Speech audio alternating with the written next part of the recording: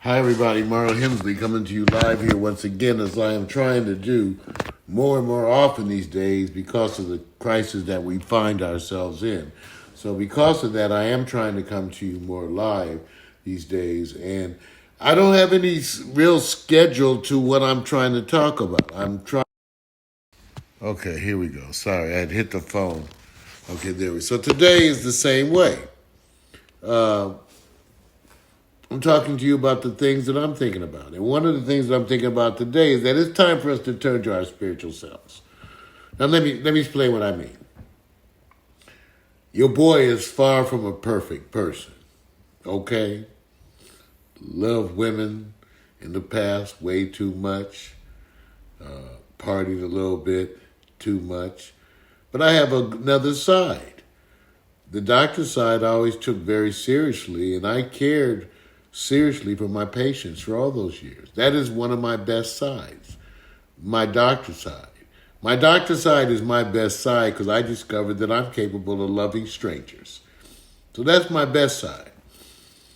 So in this time like this, that what we're going through with Trump, I find myself feeling hostile, nasty, speaking hostile, saying nasty things.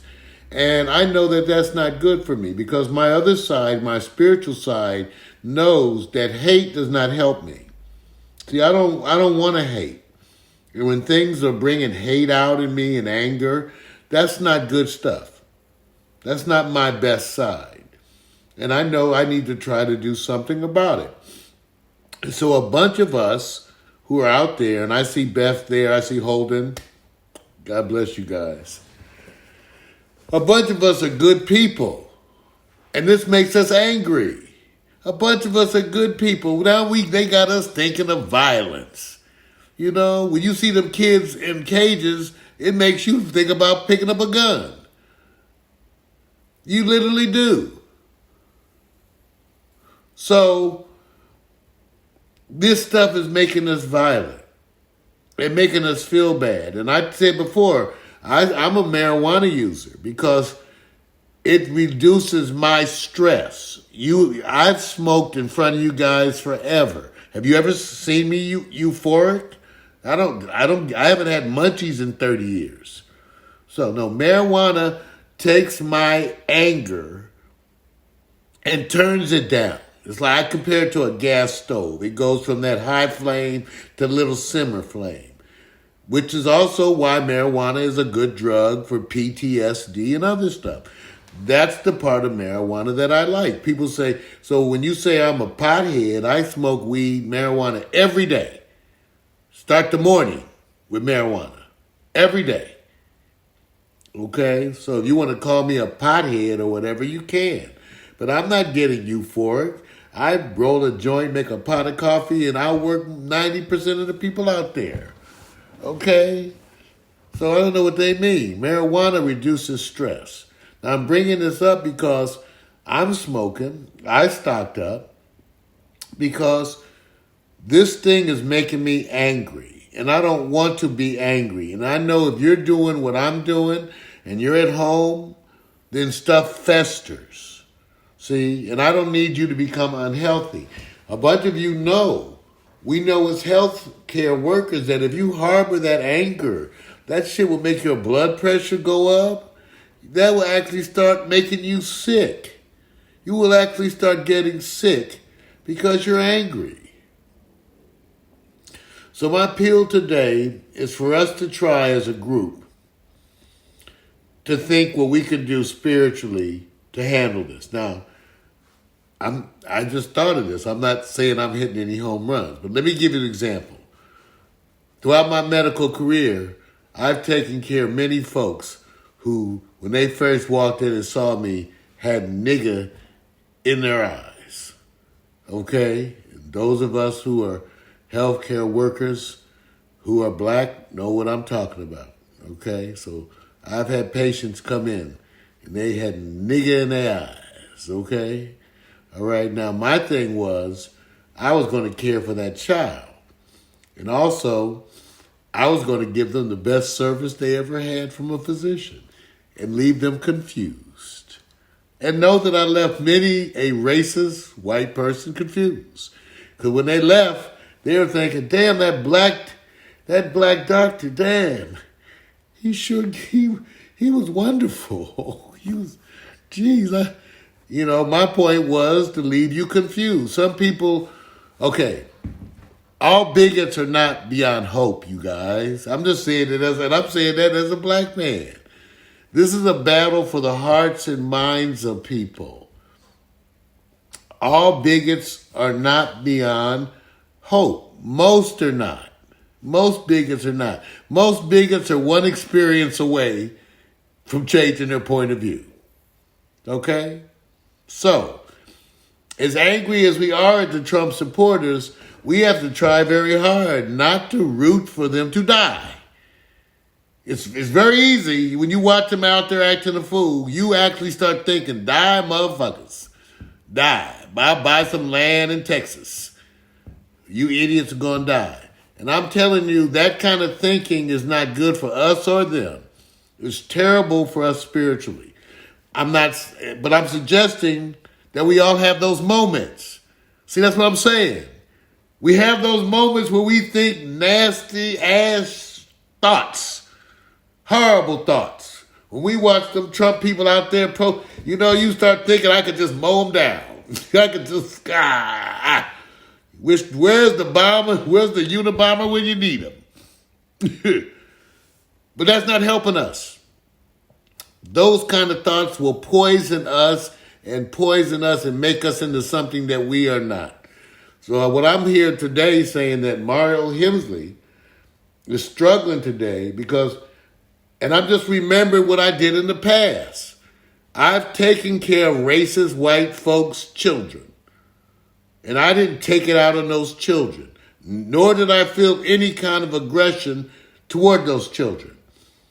Like I said, the key to dealing with bigots is to hope for them to improve. Like I said, when those racist patients came in, those parents that had nigger in their eyes, I gave them the best service they ever had. And they left confused as shit. And that's what you do. That's what you do with bigots. So we have to find a constructive way to deal with Trump supporters. Okay? We have to find a constructive way. See, we have to find a constructive way. We can't root for them to die. Even though me too, you get some moments in there where you like, where's the lightning bolt coming for your ass? Not good for us. And so I just started thinking back what I did in the past. And when I look at those Trump supporters, think of their children. See? Thank you, Warner. And thank you, Beth, for saying those nice things about me. When I look at those Trump supporters, I think of their children who don't know any better. See? Children will die. Wonderful thing about pediatrics, which is different than internal medicine.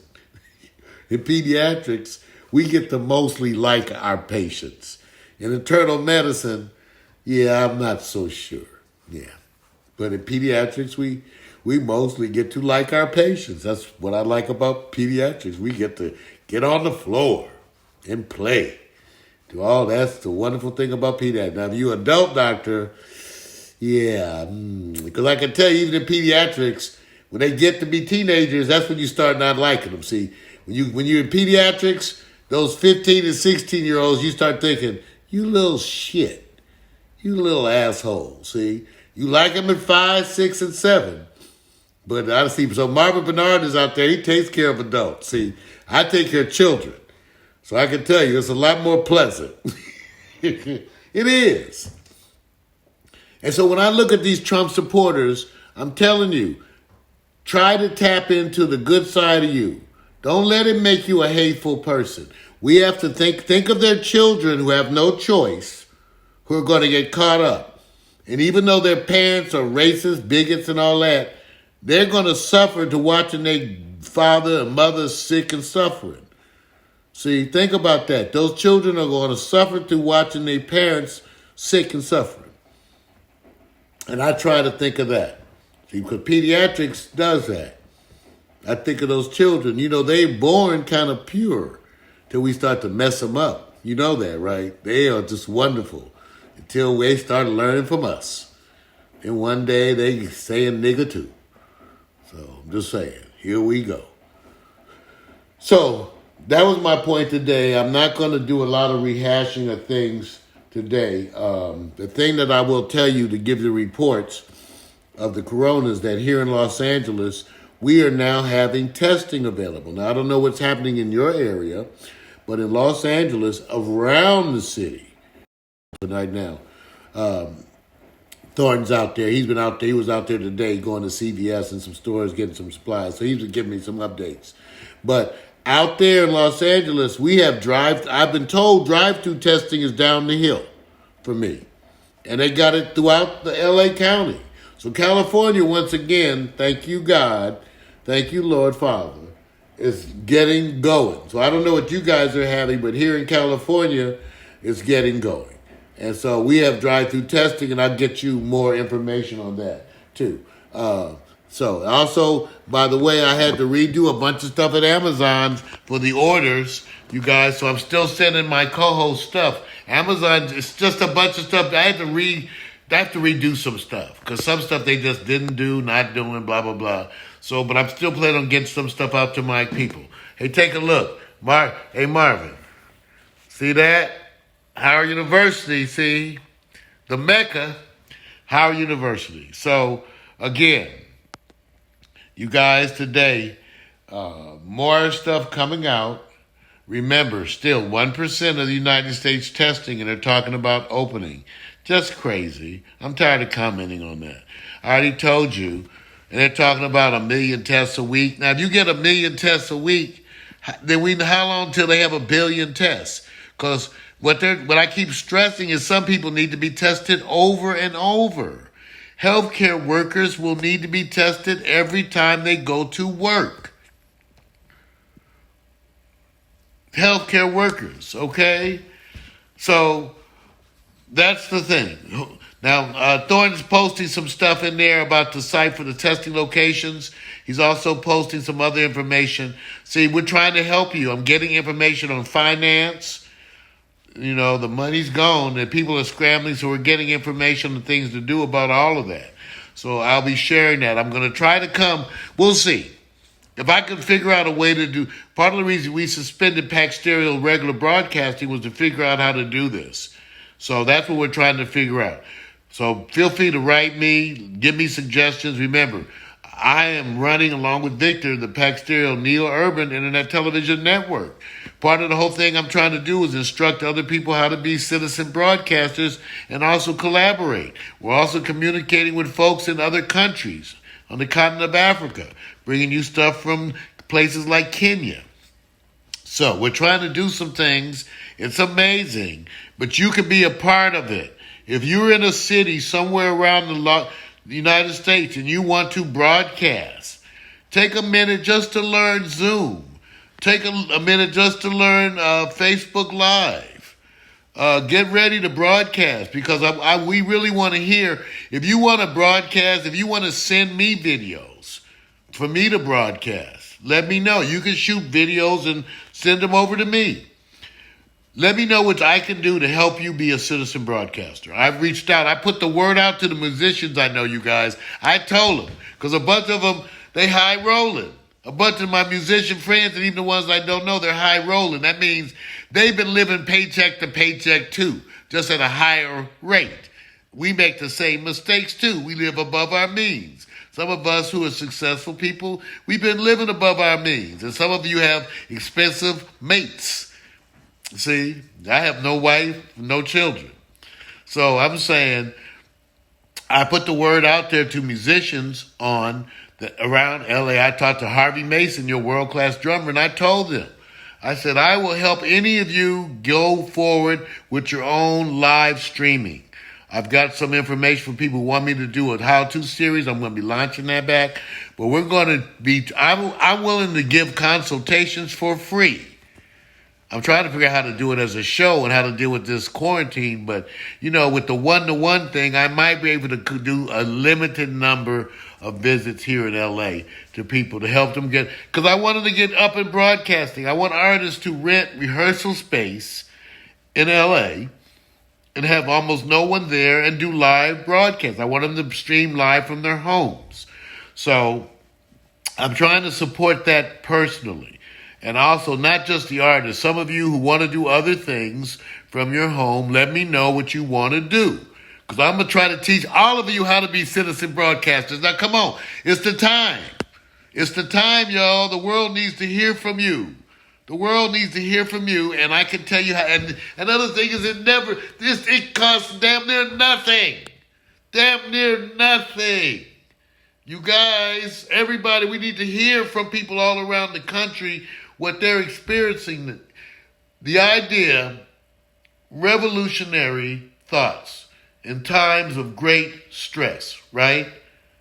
We have to think outside the box. We have to plan on taking care of ourselves, okay?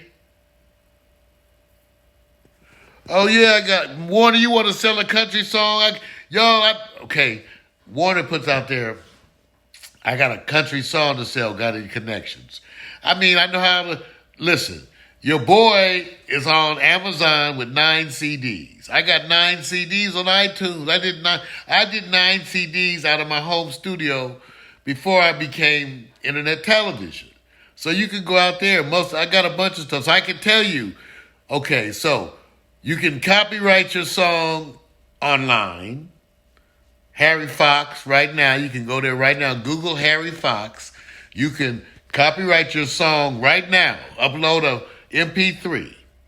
You can then go and sign the song up at CD Baby, which is one of the ones I use, or you can use, I also use SoundCloud and all these other places. You can put songs up, sell it yourself. Get used to selling it yourself. If you put it on CD Baby, I think for the same fee, they'll get it on Amazon. Anybody doing like that? I helped my buddy do his book and get it up there on Amazon too. So anything like that, you guys, I know how to do all of those things. I have been telling people. No one wanted to do it. See, now everybody's at home, so they got to do it. So this would be a time to launch your home business. Yes, this would be the time. Yes, write your book, do an audio version of the book where you read the book. You can release the book. Go to Lulu. Google Lulu, Lulu. That's the book, people. Amazon bought, I think the other one was, I can't remember. See, I used them all when they were starting. Create Space, something. Amazon bought the other indie book people. I forgot who they were. This is the Amazon bought them over a decade ago, a long time ago.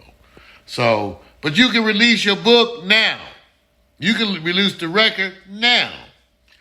I would suggest you even get people to perform the record as a show from your house. I've been telling people the ways to get the good audio. The thing about it today is that it's cheaper than ever.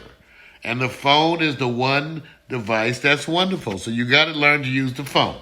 The phone is the number one. This is an iPhone 11, but this bad boy has a camera. Man, this iPhone, I'm telling you, this, like I said, and the other thing that I like, other people try to argue. See, I think that the iPhone mic does a wonderful job for a mic the size of a pinhead. See, it's very reliable. I know what I'm going to get. And even as an engineer, when I take these files into the studio, the ability to adjust the broadcast audio is wonderful, and video. So, the iPhone mic, the iPhone camera, those are great. In fact, all the phones, there's no bad phones out there, you guys. Literally. Every phone out there today records great audio and video. It's just a matter of how great. On my end, the guys that are teaching the classes are telling you that in order to emulate the iPhone, they got to put together a whole rig of stuff. So the guys who are doing the professional video stuff, when it comes to phones, they get the iPhone 11. They love that bad boy. $1,200? I think it's that phone was $1,200. I'm just saying you could pay on it monthly, but $1,200. Okay, I mean, I bought it, but geez, is it just me? But isn't $1,200? Because the kids want the phone. Some of my friends, like my kid wants an iPhone 11. I'd be like, well, you got a bunch of work to do, Junior. I'd be like, oh, you must be gonna get straight A's. All right, well, that's my door. Come in. That's my door. I want to thank you guys. Let me see. Wait, maybe hold on. Let's see if you want to stay there. Go there, come in. Is that the food delivery? Yeah, Lord. Okay. Vic, I need some help. I got to show y'all this. Vic. Hey, Vic, I might need some help with these groceries. Let me show y'all the groceries. All right, coming up. I'll be there. See, look at that. That's because I'm stocking up. See, what happened was they weren't doing no grocery deliveries, right? They were not doing no grocery deliveries. So with my ass, I got paranoid. So I went back and added shit to the grocery delivery, because I needed to make sure, I can't even get out. And, don't even worry about the brand. Just get some shit, Like, this is some Sprouts brand Frosted Flakes. What the hell? But you didn't even know Sprouts had their own brand of Frosted Flakes. I can't even get no junk food right. This is Sprouts brand organic Frosted damn Flakes. Ain't that a bitch? Lord. So Vic's coming up to help me put the groceries up. Because I got that bad everything. So we about to, there's Luna. Say, wait. Say, Luna. Luna, say hi. What's happening? What's happening, Luna? So we about to get these groceries put up. I want to say, you guys, stock up if you can, if you get blessed. And I'll come to you guys tomorrow. Just want to say blessings and don't hate. Try hard not to hate, you guys. They poisoning us. They poisoning us by making us angry, okay? Try not to hate. I get pissed off too, want to be wringing people's throats. But try not to hate, and I'll reach out to you tomorrow. Peace and blessings. Bye.